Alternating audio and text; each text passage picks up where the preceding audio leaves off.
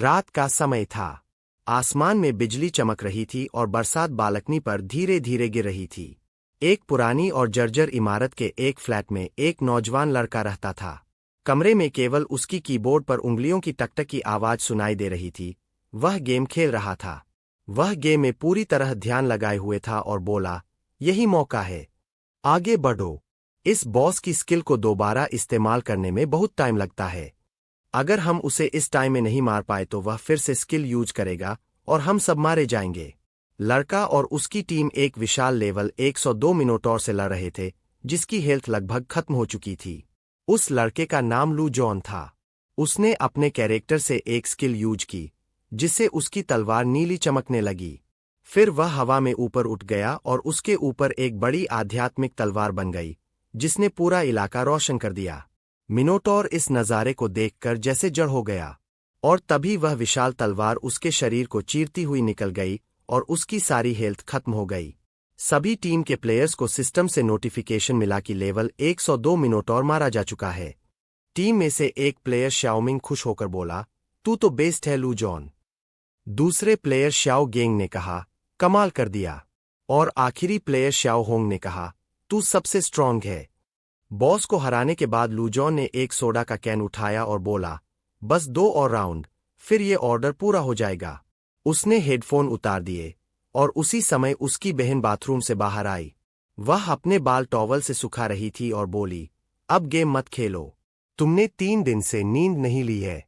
अगर ऐसे ही चलता रहा तो तुम्हारा शरीर जवाब दे देगा। लू जॉन ने उसकी तरफ देखा और बोला, क्या हो जाएगा? मुझे ये ऑर्डर जल्दी पूरा करना ही है, ताकि हमारे पास पढ़ाई के लिए पैसे हों। क्लासेस शुरू होने वाली है। बहन कुछ कहने वाली थी लेकिन लू जॉन ने हाथ हिलाकर उसे चुप करवा दिया और कहा, इधर आओ। वह पास आई तो लू जॉन ने उसके सिर पर हाथ फेरा और बोला, मैंने सब सोच रखा है। जैसे ही हम पढ़ाई के लिए पैसे जमा कर लेंगे, मुझे फिर गेम खेलकर पैसे कमाने की जरूरत नहीं पड़ेगी। तब तक तुम जाओ और किताब पढ़ो। उसकी बहन थोड़ी मुस्कुराई और मान गई। फिर वह बिस्तर पर जाकर किताब पढ़ने लगी। लू जॉन ने फिर से हेडफोन पहना और गेम खेलने लगा। लू जॉन एक प्रोफेशनल प्लेयर है, लेकिन असल में वह एक प्रोफेशनल बूस्टर है। वह ऑनलाइन ऑर्डर लेता है, लोगों के अकाउंट जल्दी लेवल अप करता है, इक्विपमेंट इकट्ठा करता है और रिसोर्सेज बनाता है। उसके बदले वह पैसे लेता है। उसके माता पिता की पहले ही मौत हो गई थी। घर में कोई बचत नहीं थी और वह छोटा और कमजोर था। उसे कुछ और नहीं आता था, बस गेम खेलना। उसने एक नया अकाउंट बनाया और काम शुरू किया। वह सोचता था कि यह काम थकाऊ है, लेकिन इससे कम से कम उसका और उसकी बहन का गुजारा हो रहा है। अब उसके पास एक छोटा ऑर्डर है। अगर वह एक नया अकाउंट बनाकर शुरुआती लेवल के मुश्किल टास्क पूरे कर ले, तो वह उसे बेचकर जल्दी पैसे कमा सकता है। उसने गेम में तलवार वाला कैरेक्टर बनाया और बदलाव कन्फर्म कर दिए। सिस्टम ने दिखाया कि कैरेक्टर की अपीयरेंस स्कोर 100% है। लू जॉन बहुत खुश हुआ और बोला, वाह, हाई स्कोर मतलब अच्छे पैसे। लेकिन तभी कुछ अजीब हुआ। जैसे ही उसने हाथ हिलाने की कोशिश की, उसका हाथ माउस पर जम गया। वह चौंका, हाथ क्यों नहीं हिल रहा? फिर उसने पूरा शरीर हिलाने की कोशिश की, लेकिन कुछ नहीं हुआ। डर से उसका चेहरा गंभीर हो गया। वह पूरी तरह से लकवाग्रस्त, पैरालाइज्ड हो चुका था। वह सीधे कीबोर्ड पर गिर पड़ा। जोर की आवाज हुई। गिरते हुए उसके मन में यही ख्याल था, ये हो क्या रहा है? ये नहीं हो सकता। उसकी बहन ने आवाज सुनी और भाग कर आई। उसने देखा कि उसका भाई अजीब तरीके से लेटा है और घबरा कर बोली, ऐसे डरा मत करो मुझे।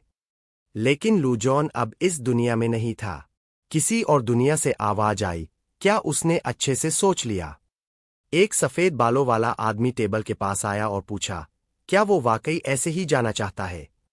काले बालों वाला एक और आदमी गो शतरंज जैसा खेल खेल रहा था और बोला, नहीं, ऐसा नहीं है। लेकिन एक बार चाल चल दी तो पछताना नहीं चाहिए। इधर लू जॉन की आंखें धीरे धीरे खुलीं। उसने देखा कि उसके सामने नीला आसमान और पेड़ों की पत्तियां है। वह घास से उठ बैठा और सबसे पहले अपने हाथों को देखा। उसके कपड़े बिल्कुल अलग थे। वह हैरान हो गया, ये मेरे कपड़े नहीं हैं। पास ही एक नदी थी। वह भागकर किनारे गया और अपना चेहरा पानी में देखा। सामने एक लड़का था, सुनहरी आंखों वाला, जो उसके जैसे ही दिख रहा था। वह बोला, ये चेहरा कितना सुंदर है। फिर उसे अपने कपड़ों का डिजाइन जाना पहचाना लगा। उसे याद आया कि उसने जो नया कैरेक्टर बनाया था, उसके कपड़े ऐसे ही थे। तभी उसके मन में ख्याल आया, क्या मैं उसी गेम की दुनिया में आ गया हूं? वह चौंक गया और बोला, क्या बकवास है? क्या मैं गेम के अंदर हूं? क्या हो रहा है? क्या मैं सो रहा हूं? उसकी चिल्लाहट से सारे पेड़ों के पक्षी उड़ गए। लूजॉन खुद को चिकोटी काटने लगा। अगर ये सपना है, तो जल्दी उठना पड़ेगा। वो सो नहीं पा रहा था क्योंकि उसे अपनी छोटी बहन को खाना खिलाना होता था। उसने जोर से चिल्लाते हुए अपने गाल को कसकर पिंच किया, लेकिन कुछ नहीं हुआ। उसका गाल पहले से ही लाल हो चुका था। उसने कहा, मैंने खुद को पिंच किया और जागा भी, तो क्या ये सच है? उसने आसमान की तरफ देखकर जोर से पूछा। क्या उसने सच में गेम में अकाउंट बनाया और यहाँ आ गया? इसमें कुछ तो गड़बड़ है। उसी पल एक लड़की जंगल से उड़ती हुई गुजरी। लूजॉन ने तुरंत उसकी तरफ देखा और लड़की ने भी उसे देख लिया। चूंकि लूजॉन का चार्म 10 यूनिट था, लड़की को वह कई गुना ज्यादा हैंडसम दिखा। वह उसे देखते ही रह गई और थोड़ी हैरान और खुश होकर उसका मुंह खुला का खुला रह गया। फिर वो पास के एक पेड़ की शाखा पर रुक गई और उसे आवाज दी। लूजॉन हैरानी से ऊपर देखते हुए बोला, ये उड़ता हुआ इंसान है। फिर सोचा, ये तो एक शमशिया सांदशिया गेम है। पहले तो अपनी जान की हिफाजत करनी चाहिए, लेकिन वो लड़की एक आम इंसान पर हमला क्यों करेगी? लड़की मुस्कुराई और बोली कि वो सच में एक टॉप क्लास स्पेसिमन है। लूजॉन का चेहरा शर्म से लाल हो गया। वो मन ही मन बोला, स्पेसिमन, और अपना चेहरा हाथ से ढक लिया। फिर सोचा, क्या ये सच है? उसके दिमाग में एक तस्वीर आई जिसमें बहुत सी लड़कियां उसे घेर रही थीं और वो खुशी से बीच में खड़ा था। फिर सोचा, लोग चीजों की कद्र नहीं करते, तुरंत लपेटते हैं और फेंक देते हैं। लेकिन कुछ चीजें बहुत कीमती होती है। रुको, ये तो तांगुआन है। एक और तस्वीर दिमाग में आई कि सब लड़कियां लेवल 999 तक पहुंच गईं और वो 233 पर ही रह गया। वो इस बात से खुश था कि वो दूसरों के लिए एक स्प्रिंग बोर्ड बन गया, जिससे लोग अपना लेवल बढ़ा सकें। लेकिन फिर उसने सोचा, ये ठीक नहीं है।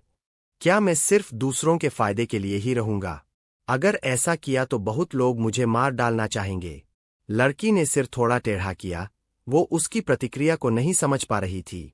लूजॉन ने सोचा, ये शायद वैसी लड़की है जो बाहर से सीधी सादी लगती है, लेकिन अंदर ही अंदर अजीब चीजें देखती है।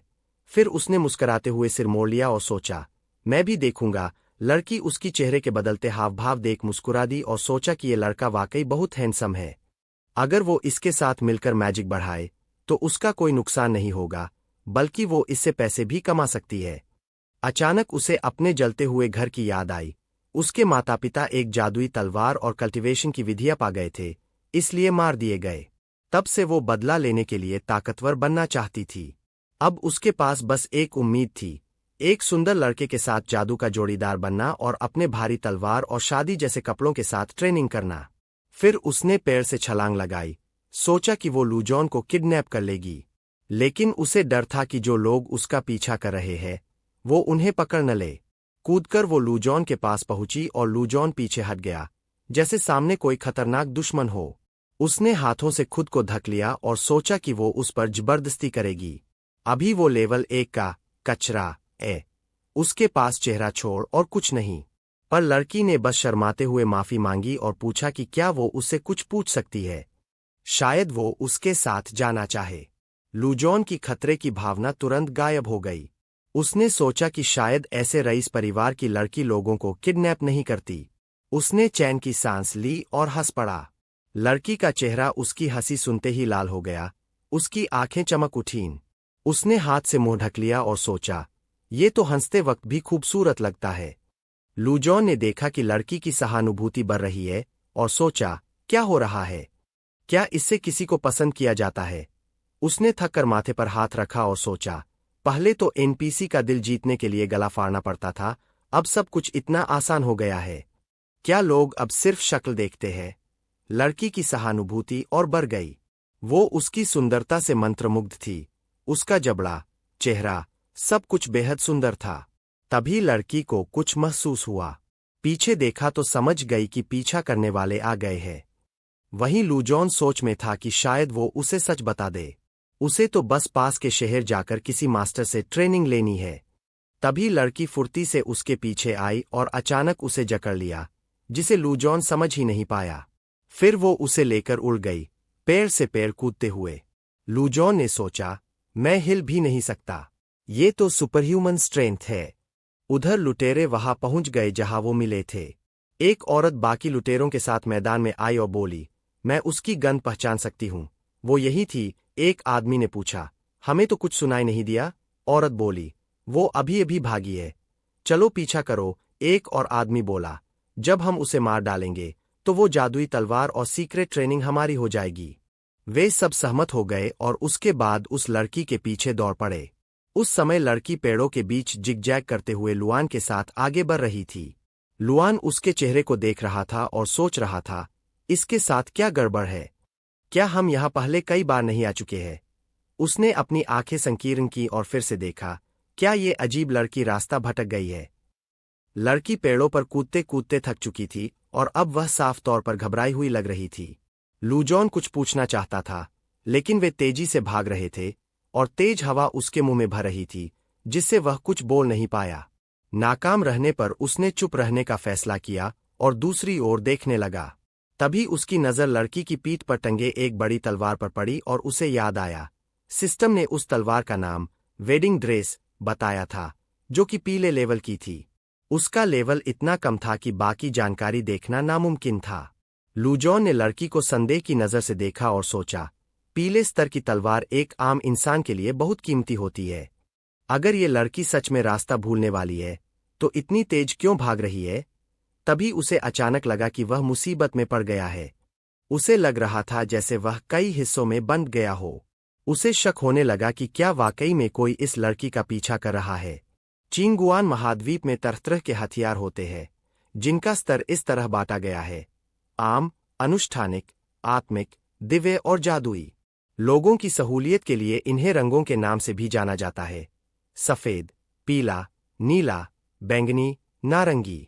वेडिंग ड्रेस पीले रंग की अनुष्ठानिक तलवार थी। खेल की शुरुआत में पीला रंग लोगों की सबसे बड़ी चाहत हुआ करता था। लड़की जमीन पर उतरी और जब सामने दो रास्तों का चौराहा आया तो वह वहीं रुक गई। लूजॉन सोचने लगा, क्या ये फिर से रास्ता भटक गई है? तभी लड़की ने अचानक अपनी पीठ से तलवार निकाली और झुंझलाकर बोली कि वह रास्ता नहीं भटकी है। लूजॉन डर गया और पूछा कि वह तलवार क्यों घुमा रही है? कहीं यह मुझे नुकसान तो नहीं पहुंचाने वाली, क्योंकि इसे रास्ता नहीं मिल रहा। लड़की ने तलवार को हवा में घुमाया और कहा कि वह इस तलवार की मदद से रास्ता तय करेगी। तलवार जमीन पर गिरी और एक दिशा की ओर इशारा किया। लूजॉन की आंखें चमक उठीं, तो हमें उसी दिशा में जाना है जहां तलवार इशारा कर रही है। लेकिन लड़की ने उल्टा किया, तलवार उठाई और दूसरी दिशा में दौड़ पड़ी। लूजॉन ने गुस्से में सोचा, लेकिन तलवार की मूठ तो दूसरी ओर इशारा कर रही थी। ये तो नियम ही तोड़ रही है। लड़की पेड़ पर चढ़ी और शाखा से कूदती हुई फिर आगे बढ़ गई। लूजॉन ने सोचा कि चाहे वह कहीं भी जाए, अंत में वे शहर पहुंच ही जाएंगे। उसने एक नज़र उसकी छाती की ओर डाली और मन में सोचा, मैं तो जैसे किसी सुंदर घोड़ी की सवारी कर रहा हूं। समय बीता, सूरज पहाड़ों के पीछे छिपने लगा और आसमान गुलाबी रोशनी से भर गया। लड़की थककर एक पत्थर के पास रुकी और सांस लेने लगी। लूजॉन उसकी गोद में था। उसने खाली निगाहों से उसे देखा। फिर लड़की एक चिकने पत्थर के पास गई और लूजॉन को उठाकर वहां लिटाने लगी। लूजॉन घबरा गया और बोला, मुझे छोड़ दो, लेकिन लड़की उसके सुनहरे बालों और खूबसूरत चेहरे को देखकर शर्मा गई और धीरे से उसे पत्थर पर बैठा दिया। वह तलवार उतारकर उसके पास बैठ गई और बोली कि अब थोड़ा आराम कर लेते हैं। लूजॉन ने पूछा, क्या हमें जल्दी नहीं है? उसने जवाब दिया, अभी आराम जरूरी है, फिर आगे देखा जाएगा। वह सोचने लगी कि शायद उन्होंने पीछा कर रहे लोगों से थोड़ी देर के लिए पीछा छुड़ा लिया है। लड़की ने लूजॉन के शांत चेहरे को देखा और मन में सोचा, ये इंसान कैसा है? न गुस्सा आता है, न डर लगता है। मैं इसे भागा भागा कर लाई और फिर भी ये बिल्कुल नहीं घबराया। कितना अजीब है। लूजॉन ने उसका देखना महसूस किया और मुस्कुरा कर कहा कि उसका नाम लूजॉन है, पर तुम्हारा नाम क्या है? लड़की थोड़ी झेंप गई और बोली, मेरा नाम लिए, लेकिन अंदर ही अंदर वह सोच रही थी कि उसे झूठा नाम लेना चाहिए था, जैसे नियो द्वांग, पर जाने क्यों उसने अपना असली नाम नहीं छिपाया। लूजॉन को उसकी प्रतिक्रिया समझ नहीं आई। उसने सोचा, ली, मैंने तो ये नाम कभी चेंगुआन की मुख्य शाखा में नहीं सुना। ये कोई ड्रैगन बॉस से जुड़ा जाल तो नहीं। उधर लड़की की उंगली पर एक सुंदर तितली बैठी थी।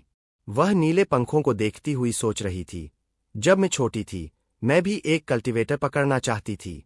अब वो सपना पूरा हो गया है, लेकिन मुझे अब भी ये भारी और पीली तलवार ढोनी पड़ रही है। वो लड़की बचपन में कई बार मर सकती थी, उसके लिए ये जिंदगी बिल्कुल भी आसान नहीं थी। तभी अचानक लूजॉन के पेट से तेज आवाज आई, जिससे उसके सारे ख्याल बिखर गए। लूजॉन और ली एक दूसरे को देखने लगे और उनके बीच एक अजीब सी चुप्पी छा गई। दोनों थोड़ा असहज महसूस कर रहे थे। लुआन ने सोचा, ये चुप्पी डरावनी लग रही है। फिर ली ने अपने कपड़ों पर लगे सजावटी फूल के नीचे हाथ डाला और कुछ निकालने लगी। लूजॉन हैरानी से देखने लगा कि ये क्या कर रही है। उसने एक पैकेट निकाला और उसे खोलते हुए एक केक दिखाया। उसने कहा कि वो घर से कुछ लेकर आई थी, क्या लूजॉन खाएगा? लूजॉन हैरानी से केक को देखता रहा और फिर ली के शर्माए चेहरे को देखा। उसने सोचा, तो ये कोई राक्षसी औरत नहीं है।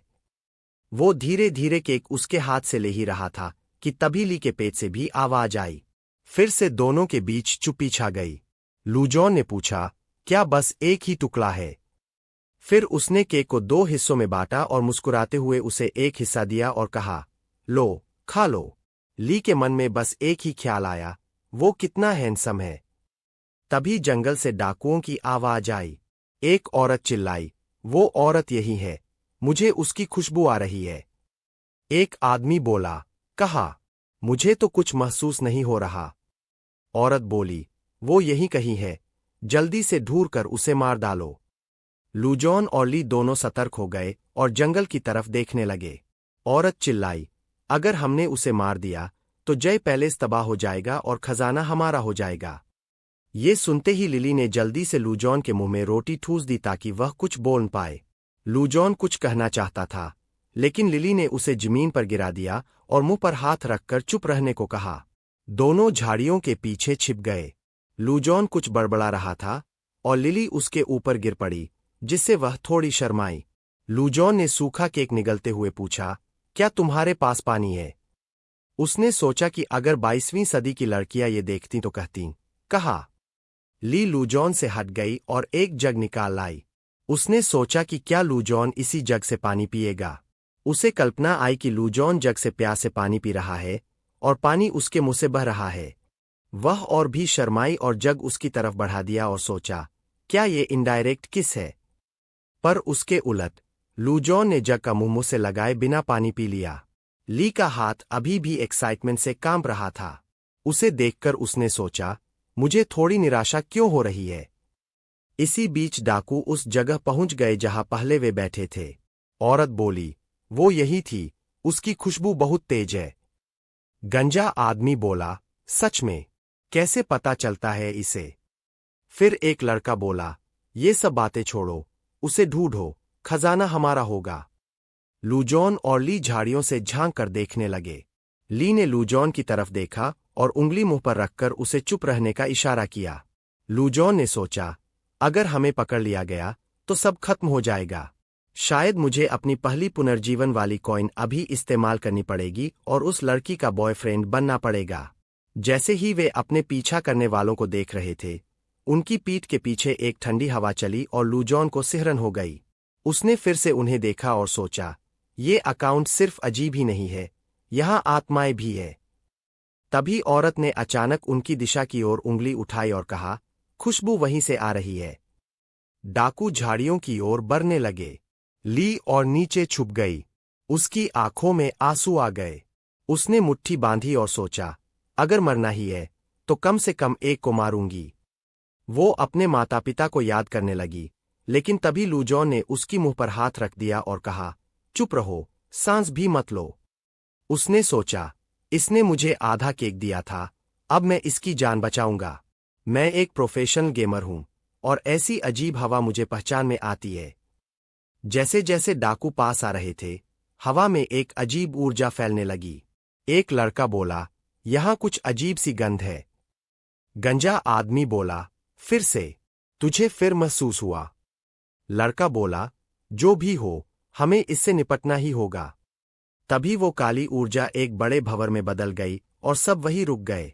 उस ऊर्जा से एक सींगों वाला प्राणी बनता दिखा और जैसे ही ऊर्जा छंटी, वहां एक प्यारा सा आत्मा, स्पिरिट, खड़ा था, जिसके माथे पर स्पिरिट लिखा था। डाकू चुपचाप उसे देखने लगे, समझ नहीं पा रहे थे कि ये क्या हो रहा है। औरत बोली, ये क्या हो रहा है? गंजा आदमी बोला, अब क्या करें? तभी एक आदमी चिल्लाया, मार डालो इसे। और सारे डाकू आत्मा की तरफ दौड़ पड़े। लड़का चिल्लाया, अब मुझे कुछ करना ही होगा। जैसे ही ये सब हुआ, उस आत्मा, स्पिरिट, ने तुरंत अपनी लंबी जीभ बाहर निकाली और एक ही बार में सारे लुटेरों को भेद दिया। लूजॉन ने अभी भी ली का मुंह ढक रखा था और ली इस भयानक दृश्य को देखकर डर के मारे जड़ हो गई।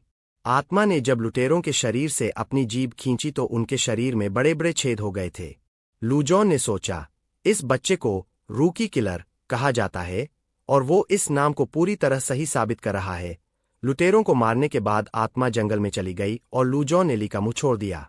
ली ने राहत की सांस ली और पूछा, ये सब क्या हो रहा था? लूजॉन हंसा और बोला, कुछ अच्छा हुआ। ली को लूजॉन की प्रतिक्रिया से डर लग रहा था। वो सोचने लगी कि शायद इस आत्मा को हराने का कोई आसान तरीका होगा, क्योंकि अगर कोई 3 साल का बच्चा भी इसे मार सकता है तो कोई तो तरकीब होगी। फिर लूजॉन खड़ा हुआ, झाड़ियों से बाहर देखा और ली चिल्ला पड़ी, वो अभी भी यही है। आत्मा ने अचानक लूजॉन की गंध को सूंघ लिया और सोचा, ये तो चलती फिरती तजुर्बे, एक्सपीरियंस की बोरी है। जैसे ही आत्मा को उनके होने का एहसास हुआ, उसने उनकी तरफ देखकर खुशी से आवाज निकाली। ली डर के मारे चिल्ला पड़ी, अब हम गए काम से। तभी आत्मा ने अपनी जीभ बाहर निकाली और खुशी से चिल्लाते हुए उनकी तरफ भागा। डर से ली ने अपनी आंखें ढक ली और जोर से चीखी, वो आ रहा है। लेकिन लूजॉन उसकी तरफ थोड़ा सा मुड़ा और मुस्कराते हुए बोला, छुप जाओ और सांस मत लेना। इसके बाद लूजॉन झाड़ियों से बाहर कूदा और आत्मा की तरफ भागा। लूजॉन ने आत्मविश्वास से कहा, अब उसे शो का मजा लेने दो। ली उसे जाते हुए देख रही थी और सोच रही थी, क्या ये सच में मरने जा रहा है और मेरी कल्टीवेशन के लिए खुद को बलिदान कर रहा है? वो जोर से चिल्लाई, मुझे तुम्हारा बलिदान नहीं चाहिए, भागो यहां से, वो एक राक्षस है।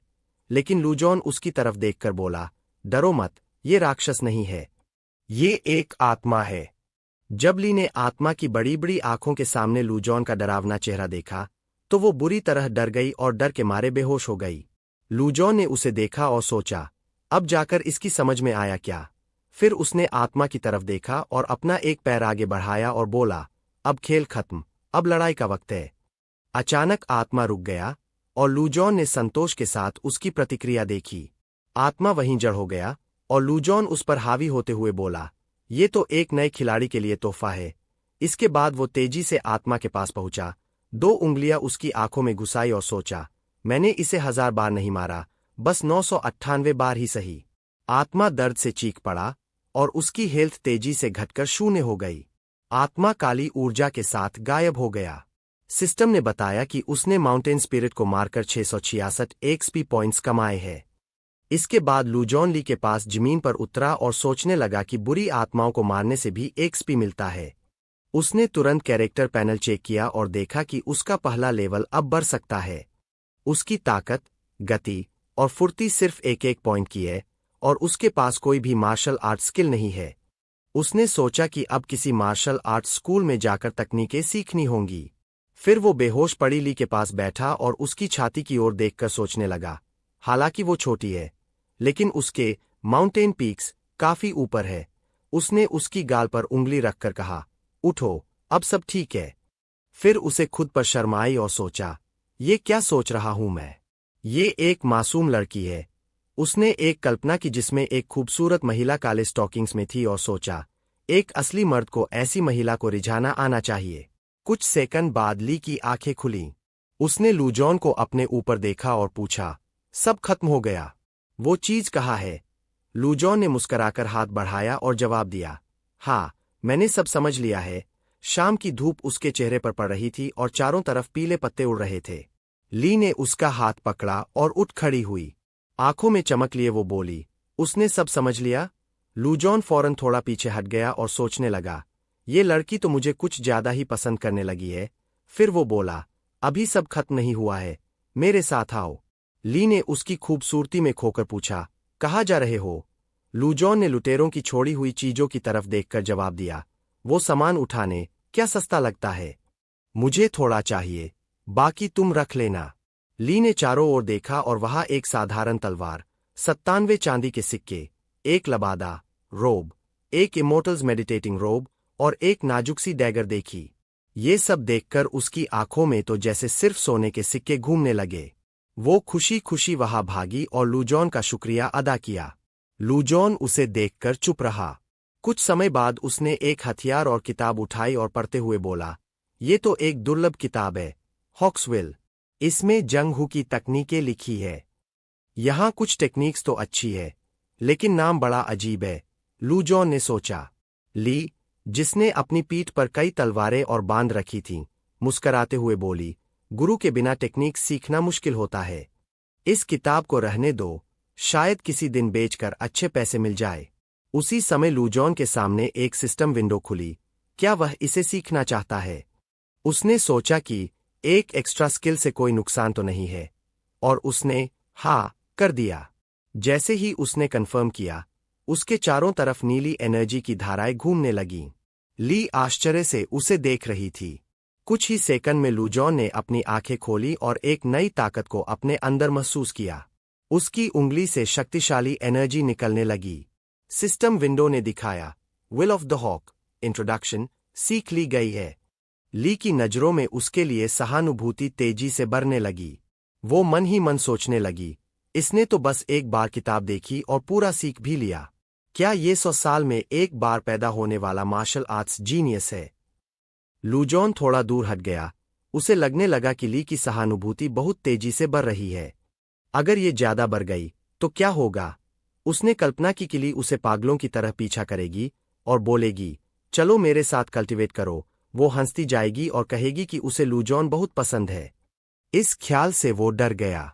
उसने थकी और चिढ़ी नजरों से ली को देखा और सोचा, अगर बात ज्यादा बढ़ी तो मैं शायद अपनी सीखी हुई टेक्निक से भी नहीं बच पाऊंगा, या शायद इससे ली का इंटरेस्ट और भी बढ़ जाए। ली ने उसका ऐसा लुक देखा और थोड़ा उदास होकर पूछा, ऐसे क्यों देख रहे हो मुझे? लूजॉन ने तुरंत नजरें फेर ली और बोला, नहीं, मैं तो बस यूं ही देख रहा था। थोड़ा और समय बीता। वे चलते रहे। ली ने कहा, तुमने मुझसे अभी तक ये नहीं पूछा कि लोग मेरा पीछा क्यों कर रहे थे? लूजॉन ने झिझकते हुए पूछा, क्या तुम लोगों को पकड़कर उन्हें कल्टीवेटर बनने के लिए मजबूर करती हो? ये सुनकर ली को गुस्सा आ गया। उसने सोचा, ये तो मेरा अकेला कल्टीवेटर है। वो रुक गई और नाराज होकर कुछ कहने ही वाली थी, लेकिन तभी उसने देखा कि लूजॉन की हवा में उड़ती बालों वाली शांति भरी शक्ल देखकर वो शांत हो गई। उसने मुंह ढक लिया और सोचा, इस चेहरे के लिए तो मैं सब सह सकती हूं। अचानक लूजॉन ने एक दिशा में इशारा किया और कहा, वो देखो। ली ने देखा, एक छोटा शहर सामने था। लूजॉन ने मुस्कराते हुए कहा, ये एक काउंटी टाउन है। ली ने खुशी में उसे पकड़ लिया और दौड़ पड़ी। वाह, मुझे तो यही जाना था, किन्मू काउंटी। कुछ मिनट बाद वे मुख्य गेट पर पहुंचे। ली अभी भी उसके कपड़े पकड़े हुए थी। लूजॉन ने बोर्ड पढ़ा, वाई काउंटी। वो मुस्कराया, मैं इस जगह को बहुत अच्छे से जानता हूं। उसने सोचा कि उसने एक लड़की से पूछा था, अभी चैन में साल 3D 1999 चल रहा है, जबकि गेम की टेस्टिंग 4000 में शुरू होनी थी, यानी वो बीटा वर्जन के 3 साल पहले आ गया है। वो वाई काउंटी में 100 बार रिवाइव हो चुका है, इसलिए उसे यहां सब कुछ पता है। ली ने शर्माते हुए कहा, हमें एक होटल ढूंढना चाहिए। उसने मन में सोचा, काफी समय से नहाई नहीं हूं, इसे कैसे बताऊं? 10 मिनट बाद वे होटल पहुंचे। लूजॉन ने नाम देखा और कहा, यहां का क्वालिटी अच्छा है और कीमत भी ठीक है। ली ने मन में सोचा, क्या ये मेरी इतनी फिक्र करता है?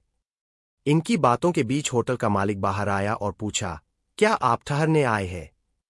लूजॉन ने कहा, हाँ, हमें रूम चाहिए। होटल मालिक ने पूछा, एक रूम या दो?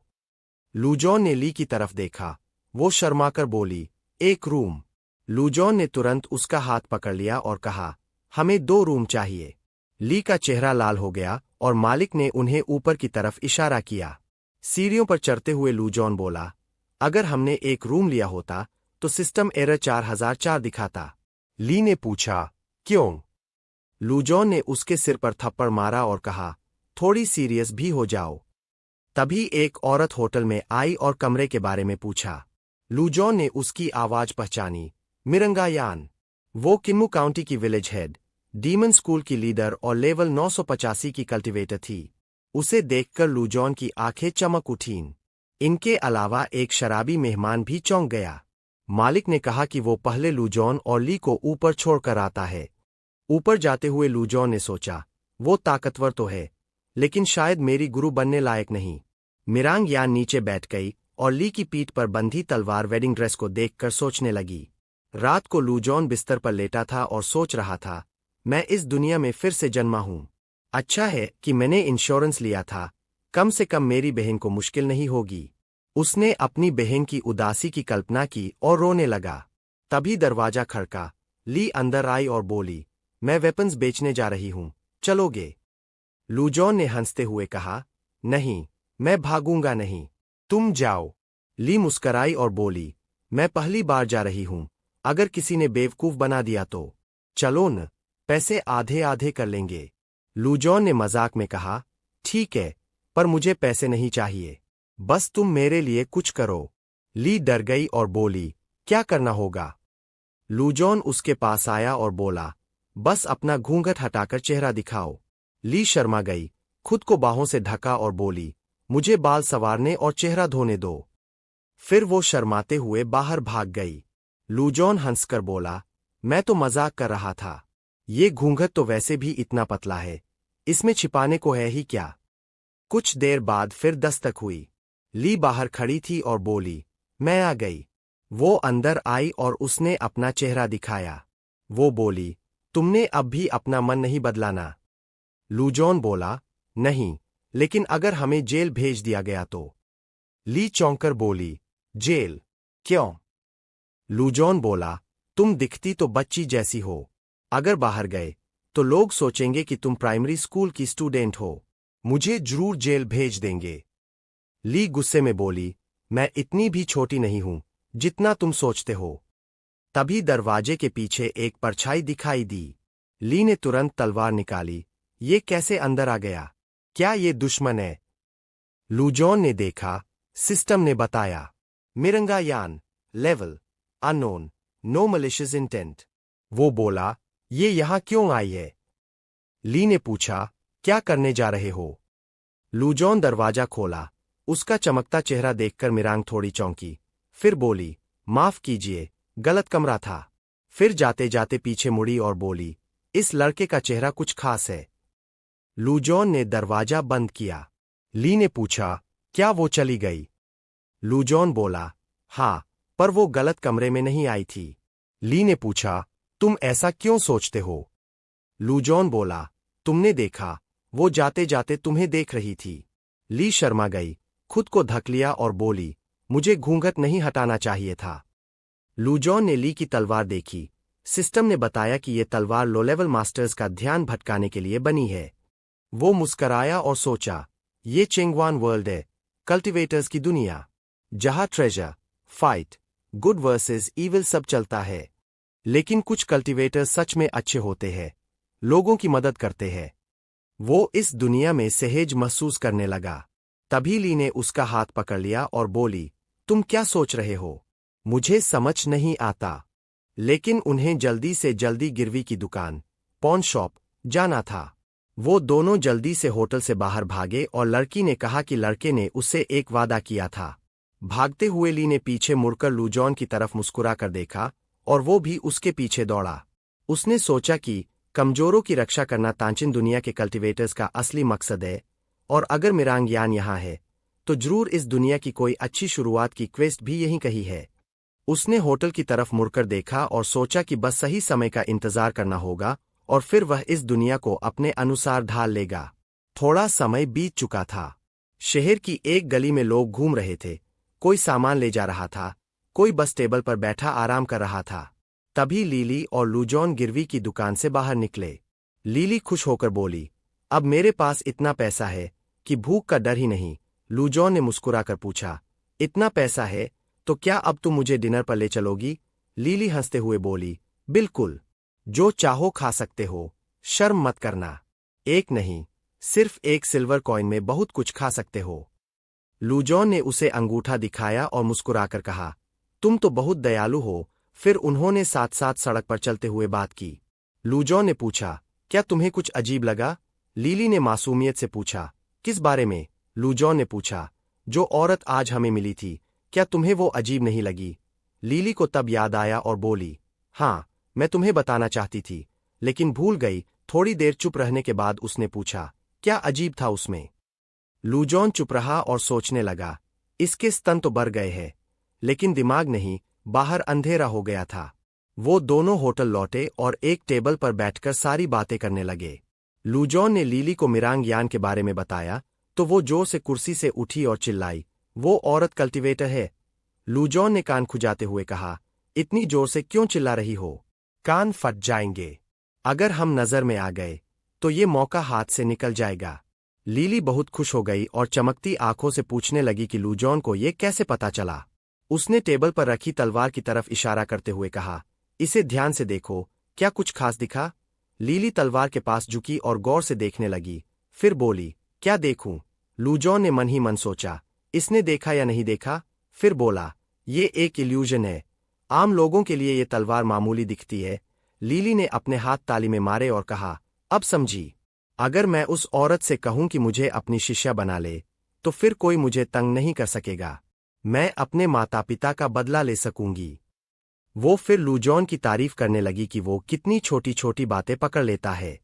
लूजॉन ने शांत भाव से कहा, जरूरी ये नहीं कि तुमने पहचाना, जरूरी ये है कि मास्टर तुम्हें चुने या नहीं। तभी खिड़की के बाहर से किसी आदमी की आवाज आई, पहली चंद्र महीने की 15वीं रात को कोई घर से बाहर निकले, नर्क के द्वार खुलेंगे। जीवन और मृत्यु के बारे में सवाल मत करना। ये बात दोहराई गई और लूजॉन और लीली खिड़की की ओर भागे यह देखने की क्या हुआ। उन्होंने देखा कि कुछ लोग नीचे सड़क पर कागज के पैसे फेंक रहे हैं और नर्क के द्वार खुलने की घोषणा कर रहे हैं। ये देखकर लूजॉन बोला, तो आज भूखे भूतों का त्योहार है। लीली खिड़की से दूर हटकर उदास हो गई, आंखों में आंसू लिए अपने सीने पर हाथ रखकर बोली, तो क्या अब मेरे माता पिता पुनर्जन्म ले सकेंगे? लूजॉन ने फिर नीचे देखा, कागज के पैसे उड़ते हुए देखे और कहा, नेकी का फल मिलता है। लीली उदास होकर टेबल पर बैठ गई और रोने लगी। सच में अच्छे लोगों को बदले में अच्छा मिलता है। तभी बाहर बारिश शुरू हो गई। बिजली चमकी और गरज हुई। लूजॉन ने देखा कि लोग बारिश से बचने के लिए घर की ओर भागने लगे। उसने सोचा, मुझे पूरी तरह से नहीं पता, लेकिन शायद अच्छाई का फल जरूर मिलता है। कम से कम उसकी बहन को बीमा का पैसा मिल गया और जब वो कॉलेज से पास हो जाएगी तो उसे कोई कमी नहीं होगी। तभी लीली ने घबराई हुई आवाज में उसे पुकारा। वो तुरंत मुड़ा और देखा कि लीली डरते हुए टेबल पर कांपती तलवार की ओर इशारा कर रही है। तलवार से अजीब ऊर्जा निकल रही थी और वो हिल रही थी। तभी सिस्टम की आवाज आई, मैजिक तलवार कांप रही है, आत्माएं भड़क गई है। ये एक चेतावनी है, खतरा पास है। लूजॉन मुस्कुरा उठा और बोला, अगर मैं सही हूं तो यही हमारा मौका है। उसने लीली का हाथ पकड़ा और कहा, चलो मेरे साथ, बाहर बहुत कुछ देखने को मिलेगा। लीली ने पूछा, क्या देखने को मिलेगा? लूजॉन ने डरावनी मुस्कान के साथ कहा, आज रात बहुत सारा शैतानपन होगा। उसकी डरावनी मुस्कान देख लीली डर गई और उसकी आंखों में आंसू आ गए। खिड़की से बाहर देखा तो सड़क पर ढेरों आत्माएं उड़ती नजर आ रही थीं। लूजॉन ने सोचा, चांगुआन दुनिया की आत्माएं असली दुनिया की आत्माओं से अलग है। ये कई दर्दों से बनती है, सिर्फ एक नहीं। भूखे भूतों का त्योहार एक आत्मावध प्रतियोगिता है। जितनी ज्यादा आत्माएं मारेगा, उतना अनुभव मिलेगा। जो व्यक्ति आत्माएं मारने में माहिर है, उसके लिए ये सब आसान है। उसने लीली को खींचा और कहा, चलो साथ चलते हैं। बेचारी लीली डर के मारे बेहोश होकर झाग छोड़ने लगी। लूजॉन ने कहा, क्या वो डर गई? लेकिन आज का मौका हाथ से नहीं जाने दे सकते। उसने उसे कंधे पर उठाया और नीचे सीढ़ियों से उतरने लगा। तभी बाहर एक लड़की की हंसी गूंज रही थी, जो आत्माओं को उड़ा रही थी और चिल्ला रही थी, ये तो मजेदार है। लूजॉन खुश हुआ, वो आ गई है। मेरी सोच सही निकली। बस मिरांग यान को देखना था, वो जरूर आती। वो नीचे पहुंचा और सोचा, ये सबसे शानदार शुरुआती मिशन है, इसमें गलती की कोई जगह नहीं। तभी लीली को होश आया, वो बोली, ये क्या हो रहा है? फिर देखा कि लूजॉन उसे ले जा रहा है। उसने पूछा, कहाँ ले जा रहे हो? उसने जवाब दिया, हम उस कल्टीवेटर से मिलने जा रहे हैं, ताकि शिष्य बन सकें। ये सुनकर लीली ने जोश से मुट्ठी बांध ली और सोचा, यही मेरा मौका है, अब डरने का नहीं। उन्होंने देखा कि मिरांग यान एक टेबल पर बैठी है और आत्माओं को बिखरते देख रही है। लीली चिल्लाई, वो रही। जब सब डर रहे हैं, तब वो दरवाजे पर बैठी सबकी रक्षा कर रही है। वो असली कल्टीवेटर है। मिरांग यान ने मूंगफली चबाते हुए पूछा, तुम लोग क्या चाहते हो? लीली थोड़ी निराश हो गई और बोली, क्या ये बस बीज चबा रही है? लूजॉन ने उस दृश्य को देख मुस्कुराकर कहा, वो है असली योद्धा। आत्माएं फिर से उड़े जा रही थीं, और जो बची थी वो मिरांग यान की ओर बढ़ रही थीं। उसी बीच लाल सफेद पोशाक में एक लड़की आत्माओं पर कूदती हुई हंस रही थी। कितना मजा आ रहा है। तभी उसे महसूस हुआ कि कोई उसे देख रहा है। उसकी नजर लूजॉन पर पड़ी, जो अकेला होटल की बालकनी में चमक रहा था। लीली तक उसकी रोशनी से आंखें बंद कर चुकी थी। लड़की ने लूजॉन की तरफ देखा, उसका खूबसूरत चेहरा और हल्की मुस्कान देख वो चौंकी। ये यहाँ कहाँ से आ गया? तभी एक आत्मा ने उस पर पीछे से हमला कर दिया। उसने लड़की के बालों में बंधी रिबन को फाड़ दिया, जिससे उसके सिर के दोनों किनारों से कुछ बाल गिर गए और उसके बिल्ली जैसे कान दिखाई देने लगे। ये महसूस होते ही लड़की गुस्से से जलने लगी, और उसके आसपास की सभी आत्माएं वहीं जड़ हो गईं। जिसने उसके रिबन फाड़े थे, वो समझ गया कि उसने बहुत बड़ी गलती कर दी। अब लड़की पूरी तरह गुस्से में आ गई और जोर से चिल्लाई, तुम सब डरपोक हो। उसने 2 लाल चमकते खंजर निकाले और गुस्से में धीरे धीरे हवा में उठने लगी। गुस्से को और कंट्रोल नहीं कर पाई और आत्माओं की भीड़ पर वार करने लगी। अब वो सिर्फ उनके ऊपर से कूद नहीं रही थी, बल्कि जो सामने आ रहा था उसे बेरहमी से मार रही थी। उधर लुजॉन एक खंभे के पास खड़ा था। उसकी आंखों में आंसू थे और वो देख रहा था कि वो लड़की कैसे आत्माओं को मार रही है।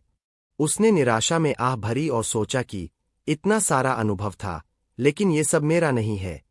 कुछ ही समय में उस बिल्ली कान वाली लड़की ने सारी आत्माओं को खत्म कर दिया और सिर्फ रोशनी बची। जो थोड़ी आत्माएं बचीं, वो एक कोने में डर से कांपने लगीं। लुजॉन ने सोचा, उसने एक ही तलवार से आत्माओं को नष्ट कर दिया।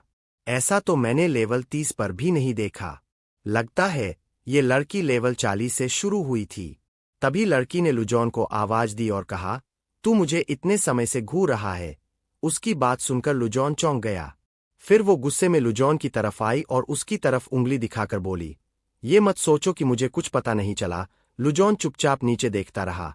वो उससे आधी ऊंचाई की थी, पर फिर भी तेज नजरों से उसे देखती रही। चुप्पी छा गई। फिर उसने हवा में उड़ान भरी और आंखें बंद करके हाथ सीने पर बांध लिए। वो मुस्कराई और लुजॉन को मॉर्टल कहकर बोली, मैं एक खूबसूरत घोड़ा ढूंढ रही हूं, क्या तुम बनना चाहोगे? लुजॉन ने सोचा, ये तो वो दैत्यों वाली कहानियों जैसी है, जिनमें कुछ राक्षसी आत्माएं सूर्य और चंद्रमा की ऊर्जा से खुद को निखारती है। उनका अभ्यास लंबा और कठिन होता है, 100 साल भी लग जाते हैं। लुजॉन ने सिर टेढ़ा किया और पूछा, घोड़ा? उसने सोचा, इंसानों को सवारी बनाने का क्या मतलब? ये तो अजीब बात है।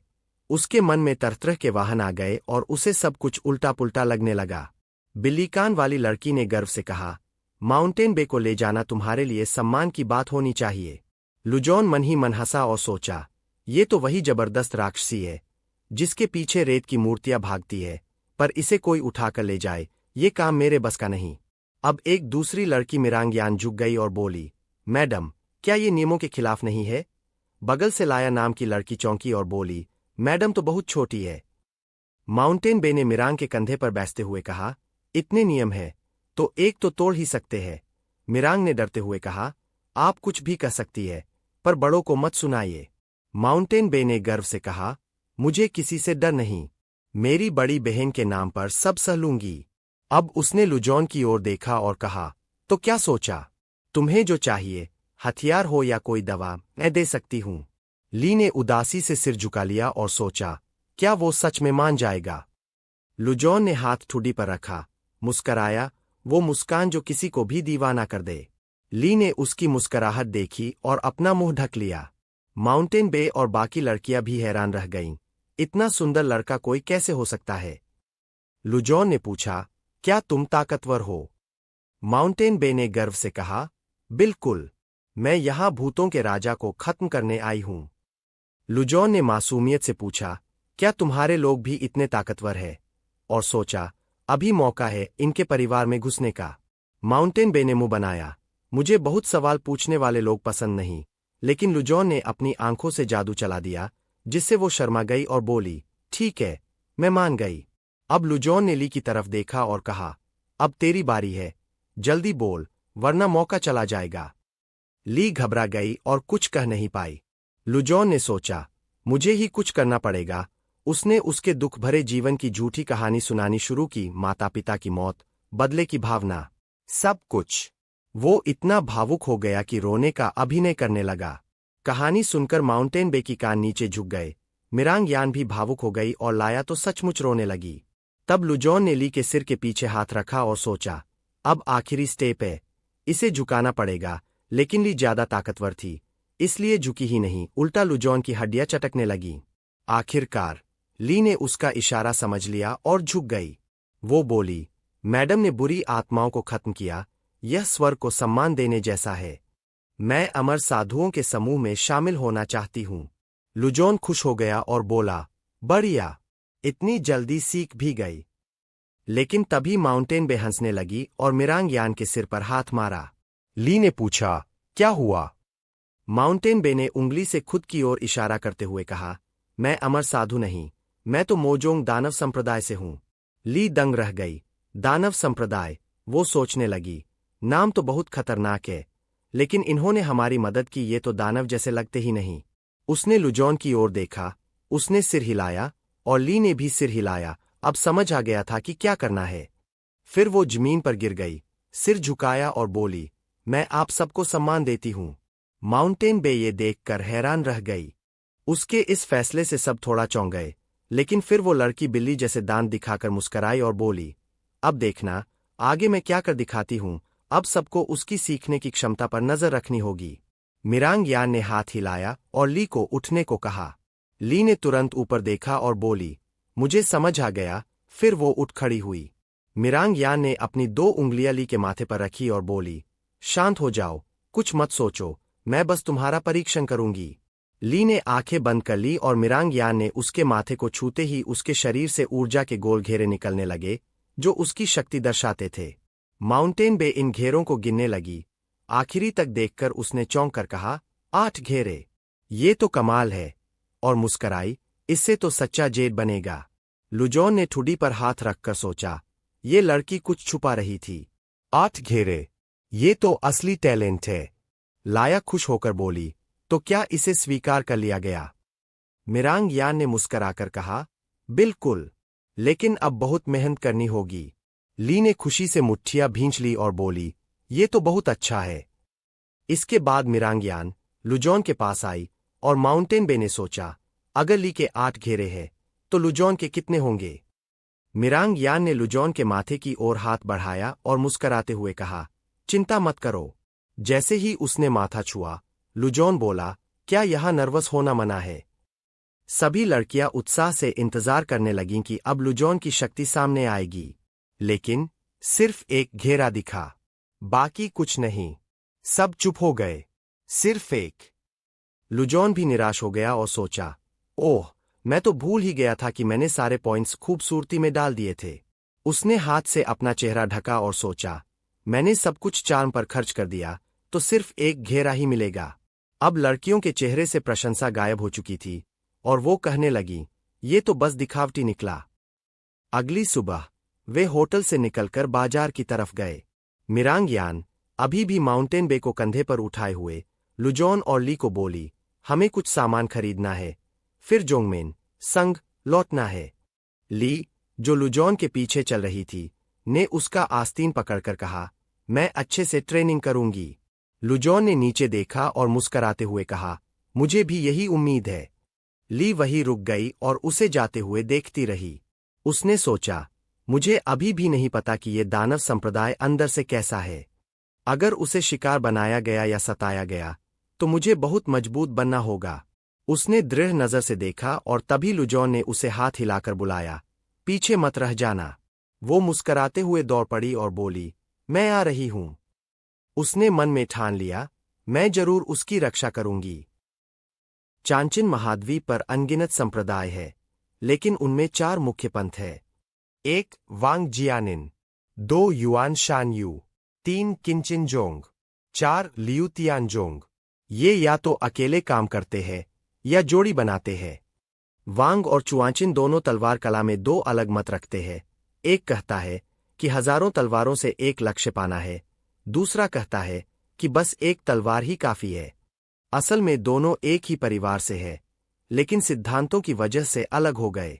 बाकी 2 किंचिनजोंग और लुओ चानजोंग बस आपस में मजाक और टकराव करते रहते हैं।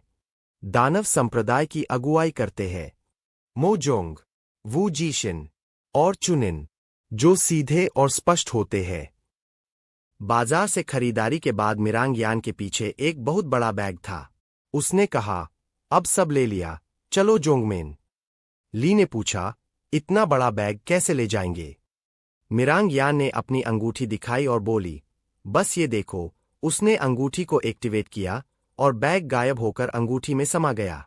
ली बहुत खुश हो गई, वाह, ये तो कमाल है। न बैग दिखता है, न वजन। लुजॉन चुपचाप यह सब देखता रहा, उसे कोई हैरानी नहीं हुई।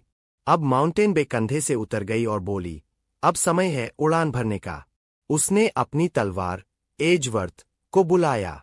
तलवार के चारों ओर आध्यात्मिक ऊर्जा घूमने लगी।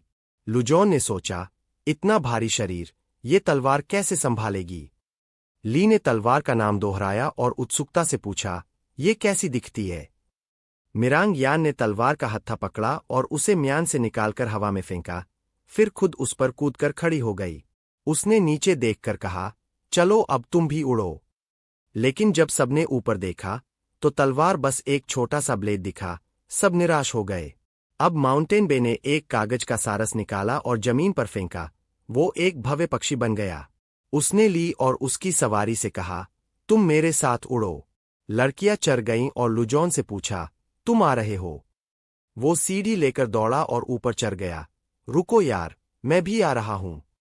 उड़ान के दौरान ली ने मिरांग यान की तलवार देखकर पूछा, ये तलवार टूटेगी नहीं? माउंटेन बे ने समझाया, उड़ने वाली तलवारें पंख जैसी होती है, ये साधारण चीजों जैसी नहीं होती। उसने ली को एक स्क्रॉल दिया, ये लो, ये हमारे संप्रदाय की पहली तकनीक है, सीख सकती हो। फिर उसने लुजॉन की ओर देखा और कहा, लेकिन तुम नहीं सीख सकते जब तक मेरे घोड़े नहीं बन जाते। लुजॉन थोड़ा उदास हो गया, समझ गया। उसने मासूम चेहरा बनाते हुए पूछा, कम से कम छू तो सकता हूं? उसकी आकर्षक मुस्कान देख माउंटेन बे पिघल गई और स्क्रॉल दे दिया। लुजॉन ने छूते ही सोचा, ये तो बढ़िया है। सिस्टम ने पूछा, क्या वो इस तकनीक को सीखना चाहता है? नोट, एक बार चुनी गई तकनीक बदली नहीं जा सकती। लुजॉन ने पुष्टि की और उसके शरीर से ऊर्जा निकलने लगी। सिस्टम ने बताया, तुमने जीव पोषण तकनीक सीखी है, अभी प्रगति 0 है। वो मुस्कराया, काश मैं स्टार्टिंग में बेहतर तकनीक चुन सकता। आंखें बंद कर उसने महसूस किया, ये तो कमाल का एहसास है। माउंटेन बे ने फिर कहा, अगर तुम मेरे घोड़े बन जाओ तो तुम्हारी जिंदगी आसान हो जाएगी। लुजॉन बोला, अभी नहीं। वो मुस्कराई, सीना तानते हुए बोली, मेरी सवारी बनोगे तो सीधे दानव संप्रदाय के सबसे पवित्र स्थान में पहुंच जाओगे शिष्य बनकर। बातचीत सुनकर ली ने लुजॉन की तरफ देखा और पूछा, क्या तुम सच में दानव संप्रदाय में सीखने जा रहे हो? लुजॉन ने कोई जवाब नहीं दिया और मन ही मन सोचा, हाँ, वही कार्यालय, ऑफिस ही है जहां वह जाना चाहता है। महाद्वीप पर केवल 3 ऐसे स्थान हैं जहां पहुंचना लगभग असंभव है, और मोजोंग का कार्यालय उनमें से एक है। उस कार्यालय में दाखिल होना केवल शुरुआत है। असली चुनौती तो तब शुरू होती है। लाखों खिलाड़ियों ने उस मास्टर का शिष्य बनने की कोशिश की, लेकिन केवल एक को स्वीकार किया गया, और वो भी लीवर की बीमारी से मर गया। लुजॉन तब चौंक गया था, पर उसने कभी नहीं सोचा था कि एक दिन वो खुद ऐसी स्थिति में होगा। मिरांग यान ने लुजॉन के पास उड़ती हुई आकर कहा कि अगर वह दानव संप्रदाय का शिष्य बनना चाहता है तो उसे नियमों का पालन करना होगा और बिना सोचे समझे काम नहीं करना चाहिए। उसने साफ कहा, तुझे मेरी मालकिन का शिष्य बिल्कुल नहीं बनना है।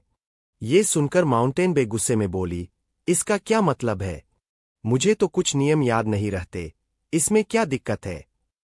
ली ने मन में सोचा, ये तो बहुत ही नियम मानने वाली लगती है। फिर मिरांग यान ने नियमों की लिस्ट गिनाना शुरू की, जिससे माउंटेन बे गुस्से में आग बबूला हो गई। लुजॉन सब सुनता रहा और सोचता गया कि दानव संप्रदाय भी ऑफिस के बनाए सख्त नियमों को मानता है। माउंटेन बे ने आखिर में कहा, अब बस, बहुत हो गए नियम, अब जरूरी बातों पर आते हैं। उसने बताया कि दानव संप्रदाय 3 हिस्सों में बनता है। 1 बाहरी द्वार, आउटर गेट, 2 भीतरी द्वार, इनर गेट, 3 कार्यालय, ऑफिस। उसने ली की ओर इशारा करते हुए कहा, तू बाहरी द्वार पर रहेगी। फिर मिरांग यान की ओर, ये अंदर की शिष्या है। और फिर खुद की ओर गर्व से, और मैं तो खुद श्री गुरु, मिस्टर टीचर, की सीधी शिष्या हूं। मेरा घोड़ा भी अंदर के द्वार का है। लुजॉन ने दांत किटकिटाए और दूसरी तरफ देखा, इसका इरादा तो साफ है। उसने मन में गाली दी और ली ने उलझन में पूछा, ये श्री गुरु, क्या वो हमें भी पढ़ाएंगे? नॉन बे, माउंटेन बे हंसी और बोली, नहीं नहीं, वो बस गुरु कहलाना पसंद करते हैं। आम बाहरी शिष्य उनके पाठ नहीं सुन सकते, सिर्फ खास लोग जैसे मैं। ली की आंखें खुशी से चमकने लगीं और लुजॉन मन में सोचने लगा, इस राक्षसी को अब कोई नहीं बचा सकता। वैसे किसी को ये भी नहीं पता कि वो श्री गुरु कितने शक्तिशाली है। किसी ने मजाक में कहा था, अगर वो मुख्य बॉस नहीं निकले तो लाइव स्ट्रीम उल्टी हो जाएगी। वो खाता है, फिर खाता है, और फिर से खाता है, यही उसका स्टाइल है।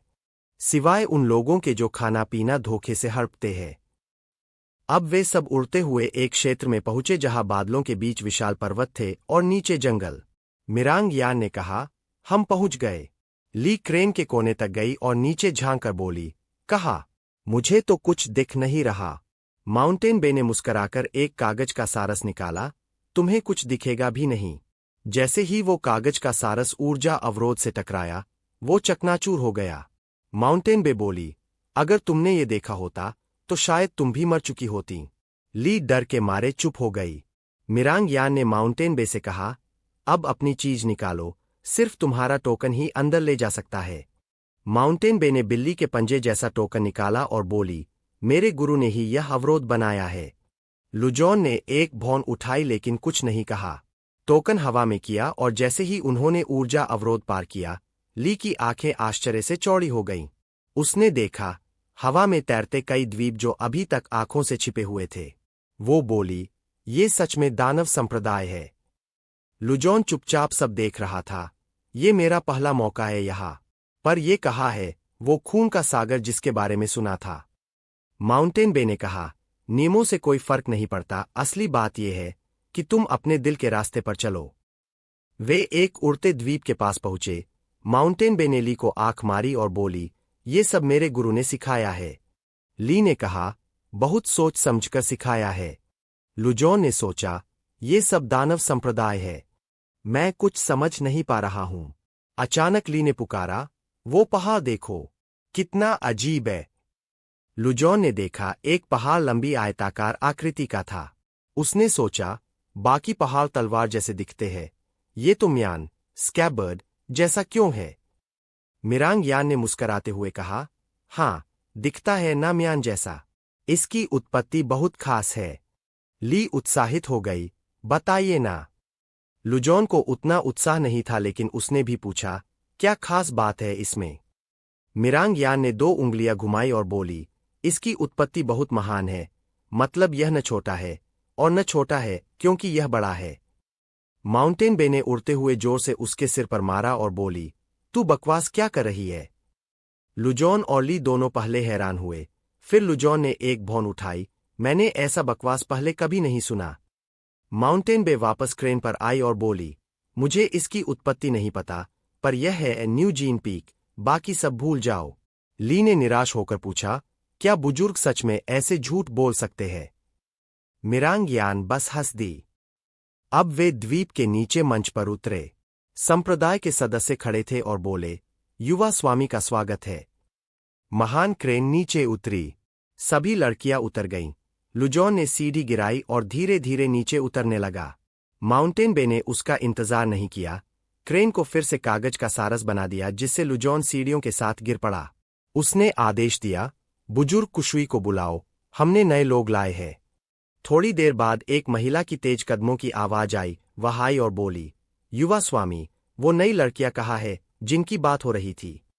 लेकिन जैसे ही उसने लुजॉन को देखा, वो ठिठक गई। बाल हवा में उड़ रहे थे, चेहरा सूरज की रोशनी में चमक रहा था और उसकी आंखें सोने जैसी चमकीली थीं। वो उसके पास आई और पूछा, क्या ये वही छात्र है जो लाया गया है? लुजॉन चुप रहा, अब भी कन्फ्यूजन में उसे देख रहा था। माउंटेन बे को गुस्सा आ गया। वो उड़कर आई और बोली, तू मेरे घोड़े से क्या चाहती है? कुशुई ने अपना मुंह ढक लिया और चौंकते हुए कहा, घोड़ा, इंसान। फिर वो हल्की मुस्कान के साथ बोली, युवा स्वामी, बुरे नहीं है। मिरांग यान ने ली को आगे धकेला और बोली, ये रही हमारी नई शिष्या, इसके पास पूरे 8 घेरे हैं। कुशुई चौंक गई, 8 पूरे घेरे? वो ली के पास गई, उसका हाथ पकड़ा और बोली, माफ करना, मैंने तुम्हें पहचानने में देर कर दी। तो दोस्तों, आज की वीडियो यही खत्म होती है। उम्मीद है आपको ये वीडियो पसंद आई होगी। अगर वीडियो पसंद आई हो तो लाइक जरूर करें। कमेंट करके बताएं कि आपको सबसे अच्छा हिस्सा कौन सा लगा। और ऐसे ही और कंटेंट के लिए चैनल को सब्सक्राइब करना ना भूलें। साथ ही बेल आइकन दबाना बिल्कुल मत भूलिए ताकि अगली वीडियो की नोटिफिकेशन आपको सबसे पहले मिले। मिलते हैं अगली वीडियो में एक नए टॉपिक के साथ। धन्यवाद और खुश रहिए।